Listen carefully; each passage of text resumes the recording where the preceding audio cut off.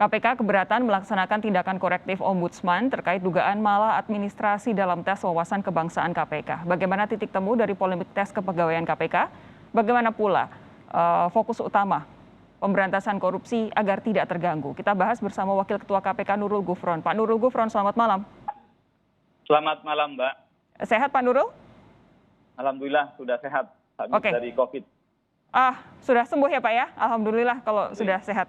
Pak Nurul, jadi apa keberatan utama KPK sampai tidak mau melaksanakan apa yang direkomendasikan lembaga sebesar Ombudsman Republik Indonesia? Terima kasih bahwa kami tentu sebagai penegak hukum taat dan menghormati semua proses hukum. Jangankan lembaga sebesar Ombudsman sebagaimana Mbak tadi sampaikan. Sebesar apapun itu tentu kami akan taati.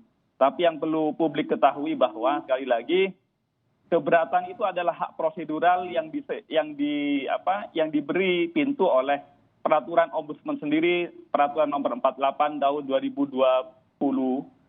pasal 25 ayat 6B ya. Jadi mohon publik harus memahami bahwa ini adalah hak prosedural yang boleh misalnya menindaklanjuti, boleh juga kemudian keberatan. Jadi keberatan itu bukan ngotot, bukan tindakan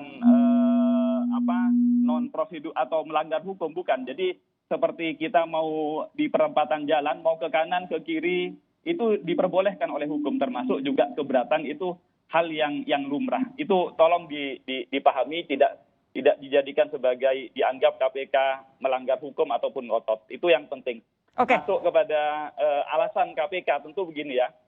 Yang perlu kami jelaskan bahwa negara hukum itu memberikan wewenang kepada organ-organ negara untuk melakukan kewenangan-kewenangan atau fungsi-fungsi sesuai atribusi yang diberikan oleh konstitusi.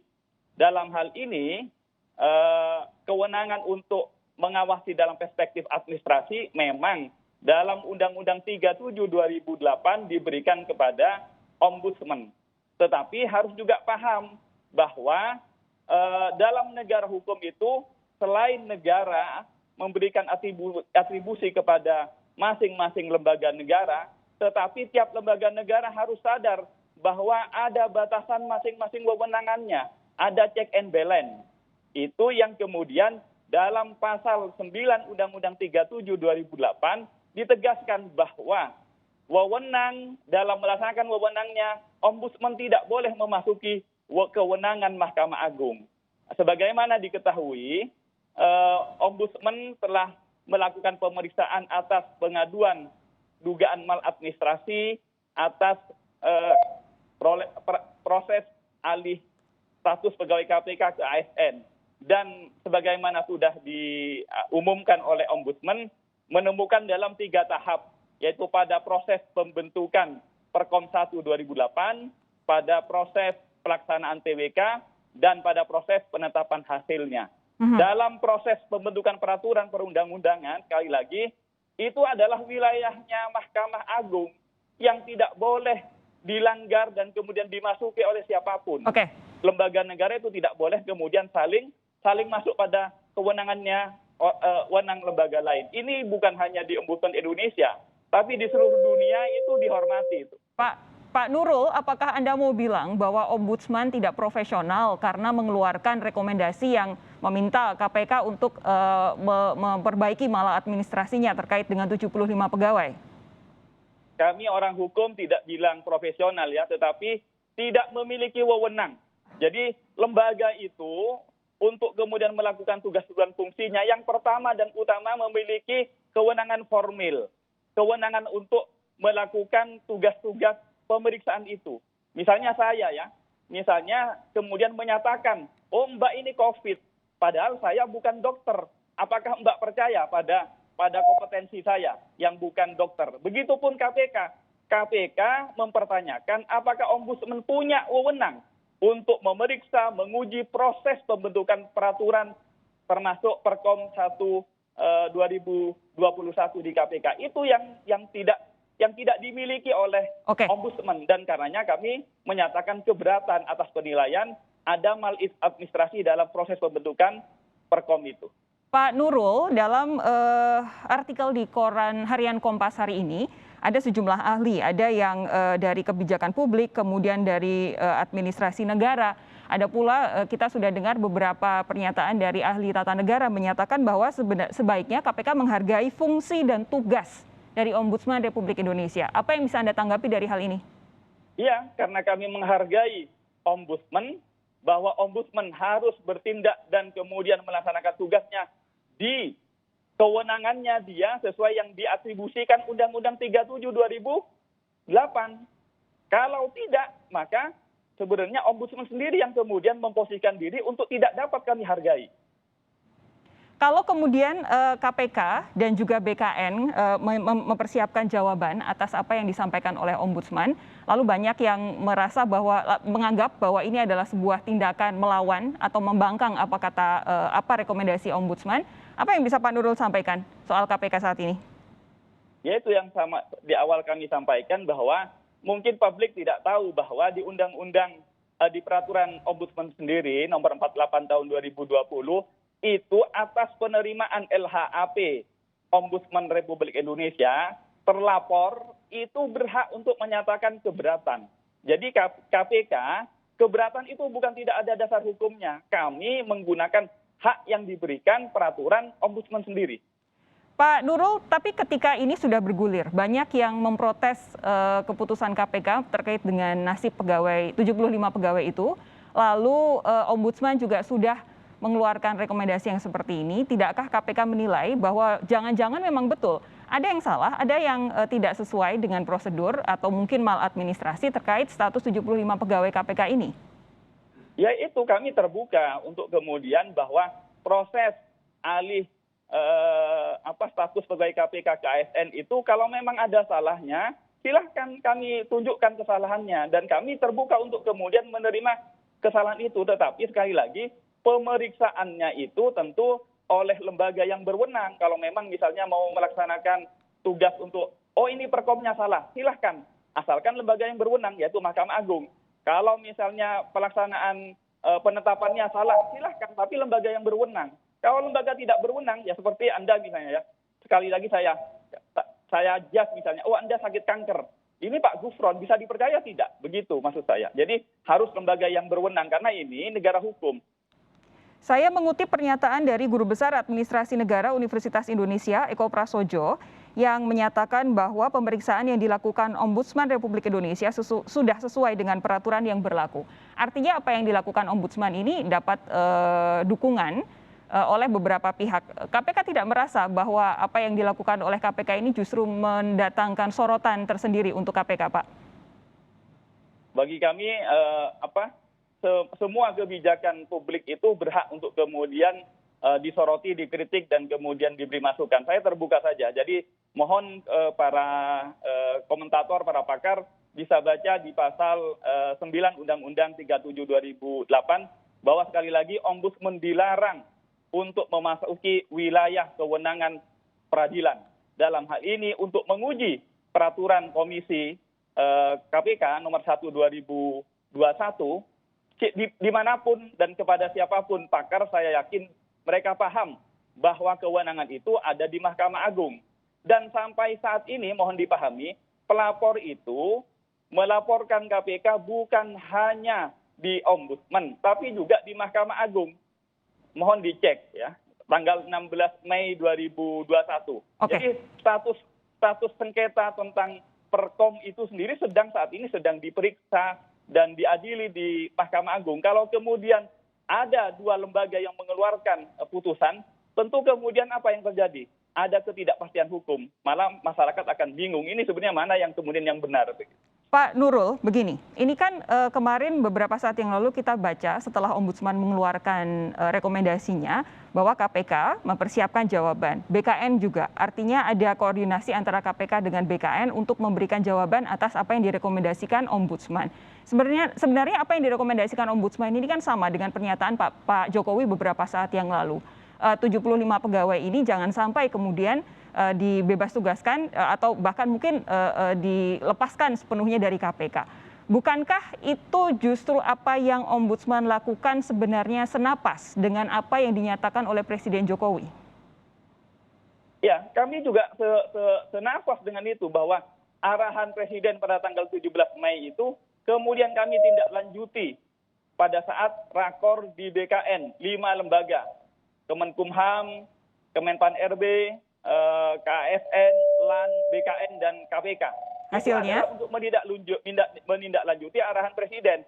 Arahan Presiden adalah bahwa jangan kemudian hasil TWK dijadikan pertimbangan serta-merta untuk jadikan pemberhentian. Itu untuk kemudian kami pertimbangkan. Maka kemudian dari 75, kemudian setelah dipertimbangkan yang masih memungkinkan untuk kemudian di ASN-kan melalui proses diklat itu 24. Itu adalah tindak lanjut dari arahan Presiden bahwa dari 75 tidak serta-merta menjadi alasan pemberhentian. KPK artinya KPK mendiskon pertimbangan Presiden? Bukan. Hasil TWK itu kan kita ketahui 75 orang tidak memenuhi syarat. KPK berjuang di BKN itu untuk kemudian memperjuangkan agar dari 75 itu kalau bisa kami sekali lagi pada saat itu bisa disaksikan oleh segenap peserta yang hadir pada saat itu, KPK berjuang untuk 75-nya masuk semua. Tetapi faktanya karena alasan dari BKN bahwa ketentuannya Pak, tidak mungkin kalau tidak memenuhi syarat untuk di-ASN-kan kemudian di-ASN-kan semuanya. Begitu itu alasan. Jadi itu semua alasan normatif ya.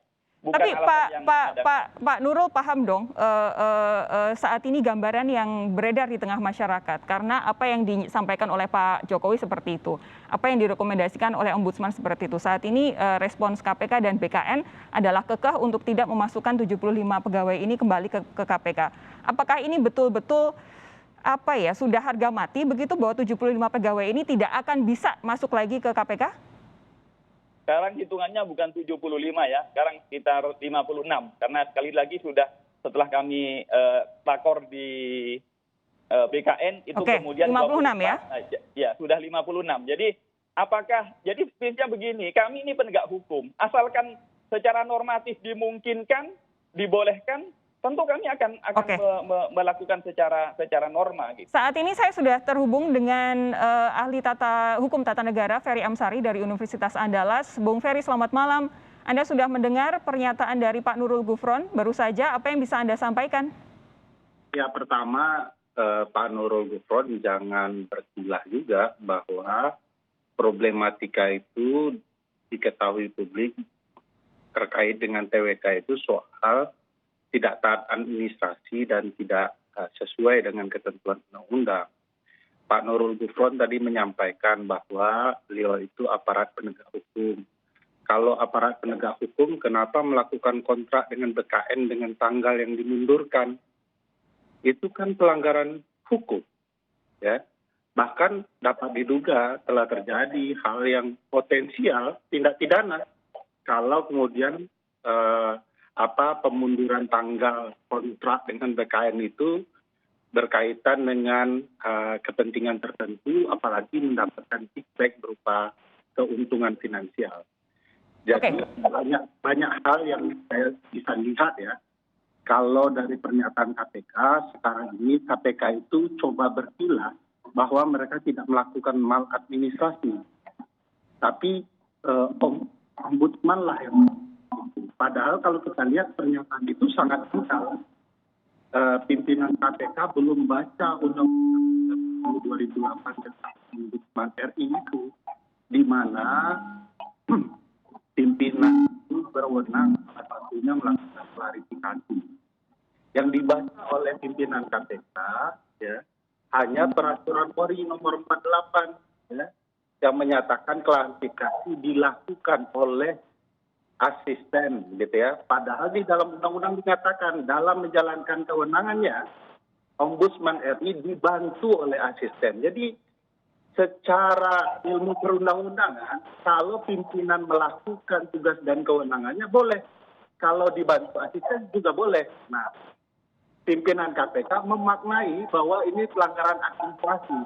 Padahal di undang-undang tidak begitu. Jadi ini lebih banyak ya mencoba mencari-cari pembenaran dari kealpaan berbagai kejanggalan proses tes wawasan kebangsaan. Oke, Belum Bung. lagi kita bicara dengan pelanggaran konstitusi yang Saya berharap Pak Ferry itu Sebentar. ketatanegaraan saja. Pak Nurul sebentar. Bentar. Bung Ferry silakan. Jadi pelanggaran konstitusi yang dibilang oleh pimpinan KPK betul-betul memperlihatkan pimpinan KPK tidak paham apa itu maksud konstitusi. Misalnya mengatakan bahwa kewenangan menguji peraturan di bawah undang-undang adalah kewenangan Mahkamah Agung. Itu diatur di pasal 24A Undang-Undang Dasar 1945. Nah, padahal antara objek yang diuji di Mahkamah Agung dan apa yang diperiksa oleh Ombudsman RI berbeda. Oke, silakan Pak Nurul. Ya, jadi saya berharap sebagai pakar tentu Mas Ferry tentu tidak berpihak atau tidak partisan ya. Kalau ahli tata negara tentu bicaranya ke tata negaraan. Jadi yang kami pertanyakan tadi di awal adalah tolong tunjukkan kepada kami mana wewenang atribusi dari peraturan perundang-undangan yang memberikan kewenangan kepada ombudsman untuk menguji undang-undang. Kalau ada, kami akan menghormati. Itu pertama. Yang kedua tentang bicara. Sebentar, Bung Ferry sebentar. Big data, ya. Ya karena pertanyaannya saya kan. Gantian. Kalau tidak gantian begini nanti gimana? Pak Nurul silakan. Tanya kepada saya, tunjukkan undang-undangnya, saya tunjukkan begitu ya. Ya oke, makanya saya dulu tentang Makanya Bapak itu salah paham begitu. Lo enggak, saya jelaskan dulu. Anda nggak mempertanyakan backdate. Oke, Pak Nurul silakan. Ya, terima kasih. Backdate itu sekali lagi nota PKS tanggal 17 Januari sampai 31 Mei. Barang itu pernah ditandatangani tapi tidak pernah digunakan. Apakah kemudian ada fungsi dan kemudian konsekuensinya? Silahkan dipertanyakan ke secara administratif. Kalau perspektif pidana, silahkan siapa yang menandatangani. Itu tidak ada sama sekali setitik pun tanda tangan kami. Baik. Jadi kalau kemudian dipermasalahkan, nanti akan berbalik kepada pelaksananya. Itu adalah teman-teman pegawai yang kena TMS sendiri. Silahkan gitu. Baik, silakan Bung Ferry Amsari. Jadi inilah bentuk pimpinan yang tidak bertanggung jawab itu ya. Bahwa kalau dibaca di Undang-Undang KPK itu Pak Nurul Gufron baik-baik dalam menjalankan kewenangan pimpinan KPK, kewenangan itu bisa dibantu oleh pegawai. Jadi ini soal pertanggungjawaban. Bukan, Jadi, iya benar pertanggungjawaban, tapi pertanggungjawaban pidana saya harus tunggu, tahu. tapi Bapak tidak mau menunggu. Pertanggungjawaban pidana itu siapa? Oke, Pak Nurul sebentar. Pak Nurul sebentar, Bung Ferry silakan.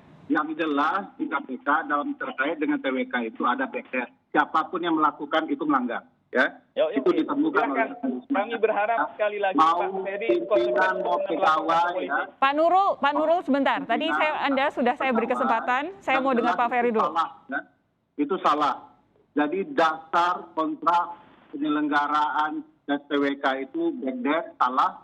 Siapapun yang menandatangani. Oke. Hasilnya outputnya juga mesti salah, gitu ya. Oke. Jadi, kedua, kalau masih boleh direspon. Silakan dikit saja Pak Ferry. Saya yakin Pak Nurul bukan tidak paham ya, tetapi mencari-cari alasan.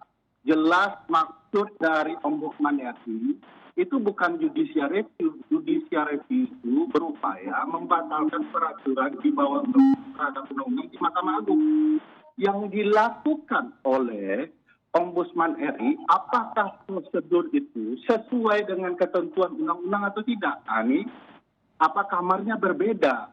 Nah, yang dijelaskan Pak Nurul itu jelas ngacau dan memaksakan diri. Oke. Pak Nurul terakhir saya hanya punya waktu setengah menit untuk Anda. Terima kasih. Dua hal. Bahwa katanya karena backdate maka kemudian TWK-nya batal. Maka konsekuensinya rekomendasi ataupun saran dari Ombudsman batalkan semua hasil TWK, bukan hanya 75 yang diangkat, namanya TWK-nya batal karena backdate. Oke, kedua. Hasilnya semua harus bubar. Itu pertama. Yang kedua, bicara tadi tentang bahwa ini bukan judicial review, faktanya memeriksa dan kemudian menjudge bahwa prosedur pembentukan Perkom nomor 1 2021 itu cacat. Itu apa artinya? Secara fungsional menyamai dan membersamai kompetensi dari Mahkamah Agung. Oke, itu adalah salah.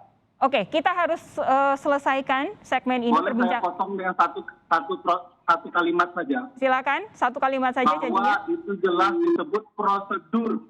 Bapak tahu prosedur kan? Oke. Proses Ya, administrasi Oke. yang Baik. merupakan bagian. Baik, Ombudsman Uji RI. Kita- formil Mahkamah Agung. saya harus menyudahi perbincangan saya dengan Pak Nurul dan juga Bung Ferry karena sesaat lagi selepas jeda saya akan gantian berbicara dengan Pak Robert Endi Jaweng dari Ombudsman Republik Indonesia. Pak Nurul Gufron, terima kasih. Bung Ferry Amsari, terima kasih sudah mau kami ganggu dalam waktu yang sangat-sangat singkat. Sampai ketemu lagi lain waktu, kita dengarkan nanti apa pernyataan dari Ombudsman Republik Indonesia. Pak Nurul, Bung Ferry, selamat malam.